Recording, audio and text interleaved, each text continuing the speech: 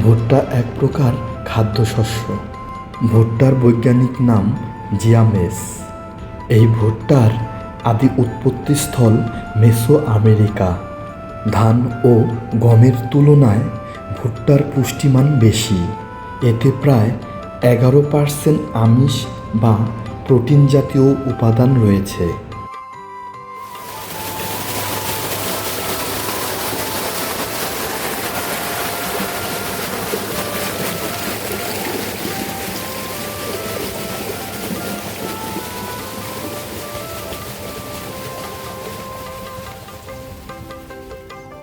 এবার আমি কথা বলবো এই ক্ষেতের মালিক আলিম ভাইয়ের সঙ্গে।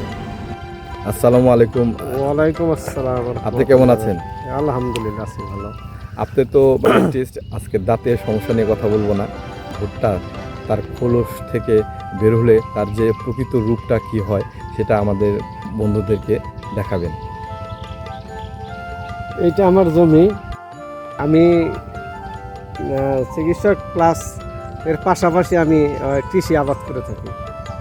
আমার ভুট্টা ক্ষেতের যে ভুট্টাগুলো কিভাবে উৎপাদন হয় সেটা আপনি পুরো ক্ষেত দেখছেন, কিন্তু আমার ভুট্টা আসলে কিভাবে থাকে খোলসের ভিতরে সেটা আমি দেখাচ্ছি। দেখেন, এই যে খোলসগুলো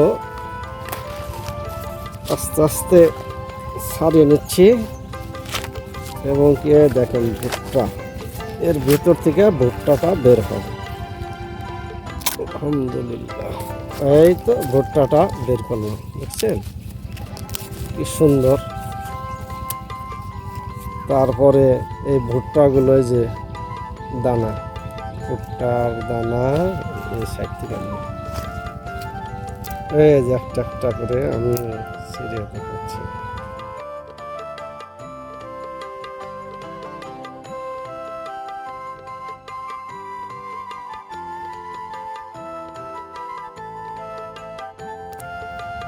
এইভাবে আমরা ওই মেশিনের মাধ্যমে এগুলো ছাড়িয়ে থাকি। এখনো পুরা পরিপক্ক হয় নাই, এই কারণে শক্ত লাগতেছে। এগুলো মেশিনে যখন দেবে এক সাইড দিয়ে দেবে আর এক সাইড দিয়ে বের হবে। ভুট্টা আবাদটা অনেক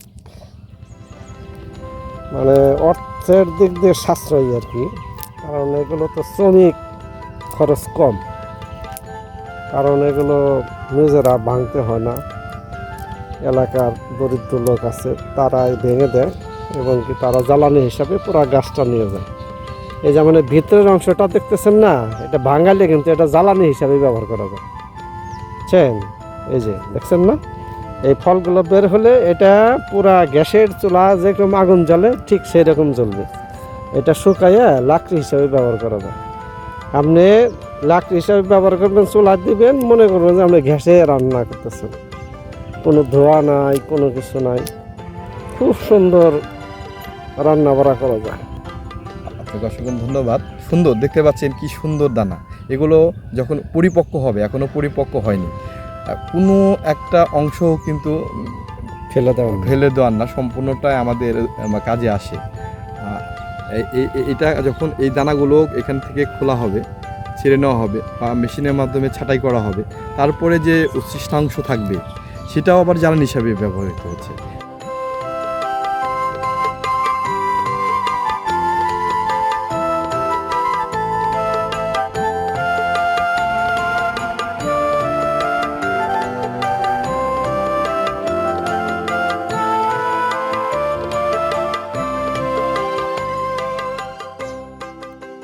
সবাইকে অসংখ্য ধন্যবাদ আমার সাথে থাকার জন্য।